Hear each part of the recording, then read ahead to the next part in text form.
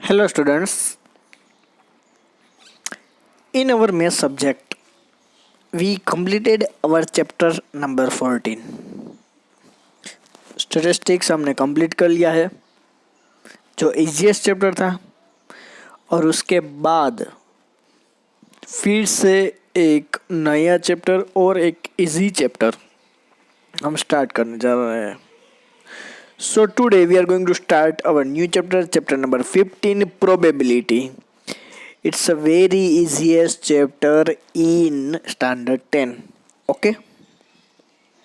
So हाँ first इसके हम मार्क्स की बात करें तो बोर्ड की एग्ज़ाम में 4 मार्क्स तक इस चैप्टर में पूछा जाएगा. ओके तो उस तरह से हमें ये चैप्टर ध्यान में रखना है. ठीक है. अब देखो यहाँ पे हिस्ट्री है. हिस्ट्री का कुछ हमें काम का नहीं है. ठीक है. अब यहाँ पे बात हो रही है प्रोबेबिलिटी की. अब प्रोबेबिलिटी मीन्स क्या. मैं आपको कहूँ कि आज बारिश होगी या नहीं होगी तो आप कहेंगे कि शायद सर हो सकती है, शायद नहीं भी हो सकती है. तो ये प्रोबेबिलिटी है. ठीक है. मैं आपको बताऊं कि डाइस होता है. ठीक है. डाइस जब हम डाइस को थ्रो करते हैं तब उसमें कौन कौन से डिजिट आने की प्रोबेबिलिटी है. तो आप कहेंगे कि सर 1 भी आ सकता है, 2 भी आ सकता है, 3 भी आ सकता है, 4, 5 और 6 कोई भी नंबर आ सकता है. तो ये सभी क्या है, ये सभी प्रोबेबिलिटी है. ओके. सो ऐसा ये छोटा सा चैप्टर है. और कोई भी एग्जाम्पल, आप कोई भी एग्जाम्पल इस पूरे चैप्टर में कर लो, लेकिन आपको सिर्फ एक फॉर्मूला ही याद रखना है. एक फॉर्मूला ही याद रखना है. P of E is equal to number of outcomes favourable and divide number of all possible outcomes if the experiment. ये फॉर्मूला आपको हर एक एग्जाम्पल में लिखना है और लिखना है. अगर आपने ये नहीं लिखा तो आपके मार्क्स कट हो जाएंगे. सो आपको कुछ भी करो लेकिन ये फॉर्मूला आपको सभी में लिखना है. लॉन्ग है लेकिन फिर भी लिखना पड़ेगा. ठीक है. आपको लिखना तो पड़ेगा ही.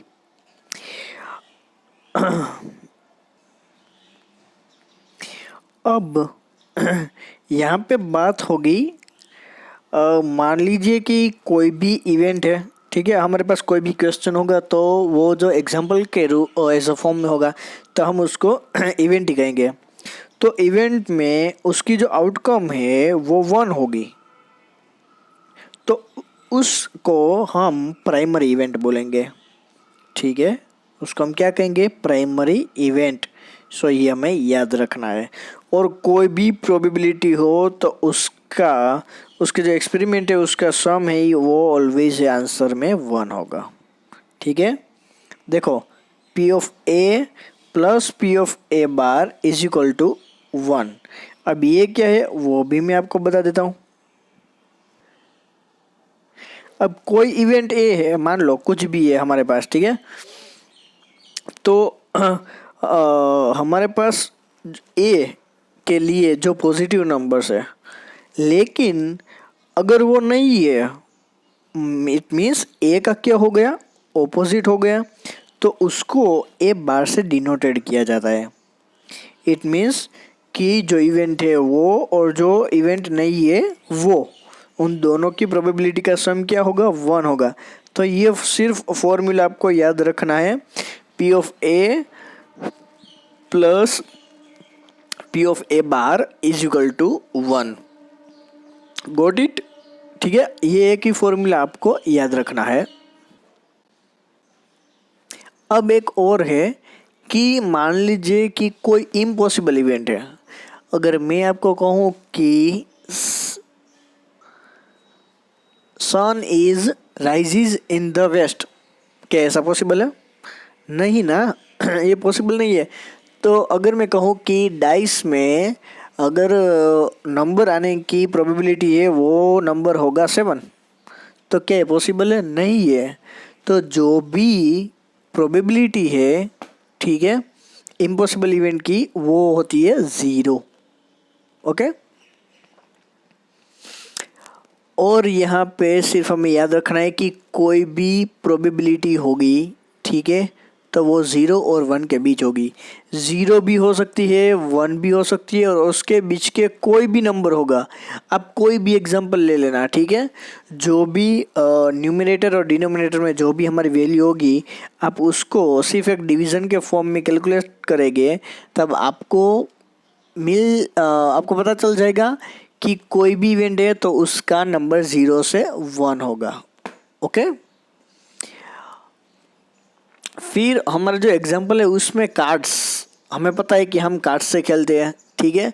तो कार्ड्स में क्या होता है कि टोटल, देखो सभी में टोटल नंबर्स याद रखने बहुत ज़रूरी है। तो हम यहाँ पे भी याद रखेंगे। टोटल है 52 कार्ड्स, हमें पता है। और 4 पार्ट में होंगे, ईच हैव 13 कार्ड्स। तो एक स्प्रेड से, एक हार्ट है, एक डायमंड है और एक क्लब्स है, ठीक है। फिर से एक बार देख लो, हार्ट्स, डायमंड्स, क्लब्स और सेट्स, तो सभी के 13 13 13 और 13, यानी 52 कार्ड्स टोटल होते हैं। तो हमें पूछा जाएगा कोई भी डिफरेंट डिफरेंट क्वेश्चन कि भाई कौन क्या है और कौन नहीं। यहाँ पे और भी कुछ बात हमें याद रखनी है, और जो कि हमें वो पता है कि क्लब से और स्पेयर से, ठीक है, क्लब से और स्पेयर से, तो उनके कलर ब्लैक होते हैं, ठीक है। फिर आगे बढ़ते हैं।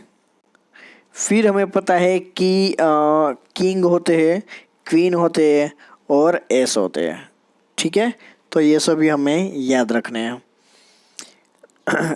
King, queens and jacks are called face cards. Okay. तो क्वेश्चन में अगर ये वर्ड आए फेस कार्ड, तो हमें याद रखना है किंग, क्वीन और जैक्स, ठीक है। जिसे हम कहते हैं गल्लो, रानी, राजा, ऐसा कहते हैं ना, वैसे ही इंग्लिश में जैक्स, किंग और queen. Okay. So it's a very good and interesting thing. और फिर यहाँ पे डाइस है, अगर डाइस को मिला दो, मान लीजिए कि एक की जगह आप 2 डाइस को थ्रो कर रहे हो, तो पॉसिबल आउटकम्स कितनी होगी? तो एक डाइस में 6 होती है, तो 2 डाइस को मिलके 6 × 6 यानी 36। अगर 3 है तो उसको भी 6 से मल्टीप्लाई कर दो, तो हो जाएगी 216, 216। तो ये हो गई उसकी पॉसिबल आउटकम्स। ओके। तो आपको याद रह गया कि क्या क्या करना है। हमें जो एग्जांपल आएंगे वो डाइस के होंगे, ठीक है, कार्ड्स के होंगे, या फिर कोई छोटी मोटी प्रोबेबिलिटी होगी। तो इन सभी को मिलके बहुत ही, ये चैप्टर है वो बहुत ही स्मॉल चैप्टर है और बहुत ही ईजीएस्ट चैप्टर है। तो आपको मैं इस चैप्टर में आपको, जैसा मैंने पिछली बार भी आपको एग्जाम्पल के साथ पूरा चैप्टर लर्न कराया था, उस तरह आज भी हम टेक्सचुअल एग्जाम्पल के साथ हम पूरा चैप्टर करेंगे, ठीक है। आपको सिर्फ प्रैक्टिस करनी होगी घर पे। चलो फर्स्ट एग्जाम्पल देखते हैं। Find the probability of getting a head when a coin is tossed once, also find the probability of getting a tail. तो ये तो एकदम इजी है। क्वेश्चन में हमें ऐसा बताया गया है कि जब कॉइन को हम टॉस करते हैं, ठीक है, तो या तो हेड आता है या तो टेल आता है। तो यहाँ पे अभी एक ही कॉइन है, ठीक है। तो हमें प्रोबेबिलिटी फाइंड करनी है कि अगर टेल आए तो उसकी प्रोबेबिलिटी कितनी होगी। हेड की भी हम देख लेते हैं। चलो, अब सबसे पहले यहाँ पे अगर आपको कुछ लिखना है तो थोड़ा सा कुछ लिख लो कि पॉसिबल आउटकम्स है वो हेड और टेल है, ठीक है। फिर डायरेक्टली ये फॉर्मूला लिखो आप, ठीक है, ये फॉर्मूला लिख लो, number of outcomes favourable to E और upon number of all possible outcomes.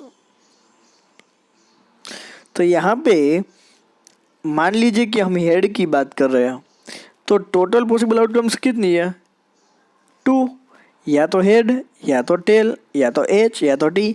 तो नीचे क्या लिखा हुआ है, 2, क्योंकि ये ऑल पॉसिबल आउटकम्स है। और ऊपर हम बात किसकी कर रहे हैं, हेड की। तो हेड तो शायद हेड होगा या तो टेल होगा, तो वो हमारी प्रोबेबिलिटी क्या होगी, 1/2। और हम टेल की बात करें तो टेल में भी ऐसा ही होगा, उसकी भी आउटकम्स क्या होगी, 1/2।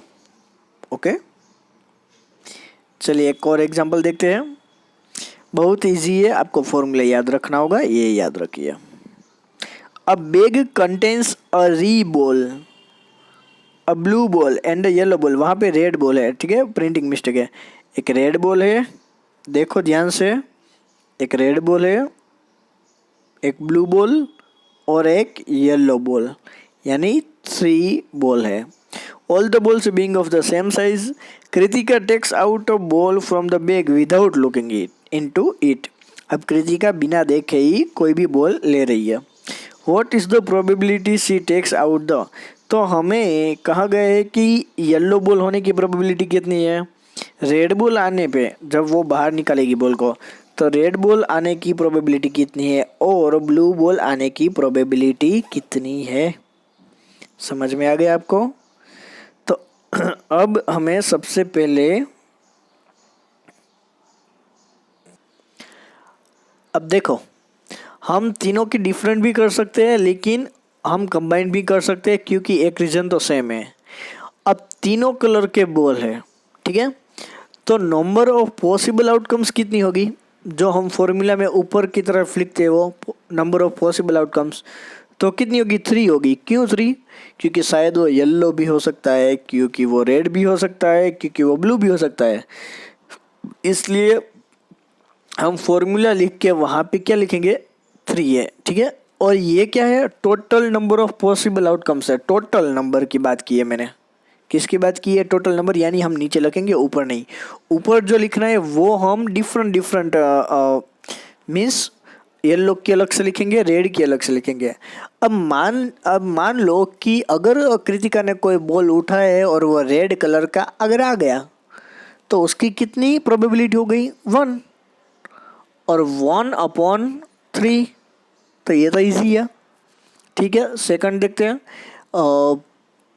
येलो, तो येलो की भी कितनी होगी, 1, एक ही बार येलो कलर है वो निकल सकता है, तो 1/3। और एक ब्लू की। तो ये चैप्टर तो इजी हो गया, ये एग्जाम्पल तो इतना इजी है, पता ही नहीं चला। तो सभी का आंसर क्या होगा, 1/3, 1/3 और 1/3। अब है third, suppose we throw a die once, what is the probability of getting a number greater than 4। चलो अब ये आपकी बारी है, आपको मुझे कहना है कि हमें इसमें क्या करना है। मान लीजिए कि हमें कोई एक डाई है, ठीक है, और हमने उसको थ्रो किया है, तो अब probability of getting a number greater than 4, तो उसकी प्रोबेबिलिटी आने की हमारे पास क्या आंसर हमें मिल सकता है, what is the probability of getting a number less than और इक्वल टू 4। तो चलिए सबसे पहले यहाँ पे बात की है getting a number greater than 4। तो आपको यहाँ पे लिखना होगा कि भाई एक डाइस कोई भी एक डाई है, तो उसमें कितने नंबर्स होते हैं, 1 2 3 4 5 6। और उसमें प्रोबेबिलिटी हमने किसकी पूछी गई है, यहाँ पे कौन सा क्वेश्चन है, ग्रेटर देन 4। तो 4 से ग्रेटर देन कौन है, 5 और 6, यानी टोटल नंबर्स कितने हुए, 2। तो हमें फॉर्मूला लिखना है, फॉर्मूला के ऊपर हमें 2 लिखना है और नीचे हम क्या लिखेंगे, 6 लिखेंगे। नीचे क्यों 6 लिखेंगे, क्योंकि अगर एक डाई होता है तो उसमें 1 2 3 4 5 6 कोई भी हो सकता है, ठीक है। तो 2/6 लिखेंगे और उसको हम कट करेंगे तो 1/3 आंसर मिल जाएगा।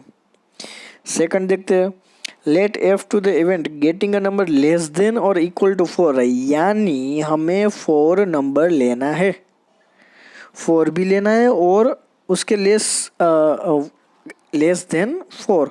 तो 4 से लेस देन कौन कौन है, 1 2 3 और 4 तो हमें लेना ही है। तो हमारे पास कितने हो गए नंबर्स, 1 2 3 और 4। तो हमारी जो पॉसिबल आउटकम्स है वो कितनी हो गई, 4/6। तो हमें आंसर में क्या मिला, 2/3। समझ में आ गया, ये छोटा सा और इजीएस्ट चैप्टर है। बाकी के एग्जाम्पल हम देखेंगे लेकिन वो नेक्स्ट लेक्चर में, ठीक है। अभी के लिए ये छोटा सा चैप्टर है और आपको सिर्फ और सिर्फ इस पे एक ही बार प्रैक्टिस करनी है। सिर्फ एक बार प्रैक्टिस कर लोगे तो ये पूरा चैप्टर आपके लिए इजी हो जाएगा। तो हम नेक्स्ट लेक्चर में मिलते हैं। Okay, thank you.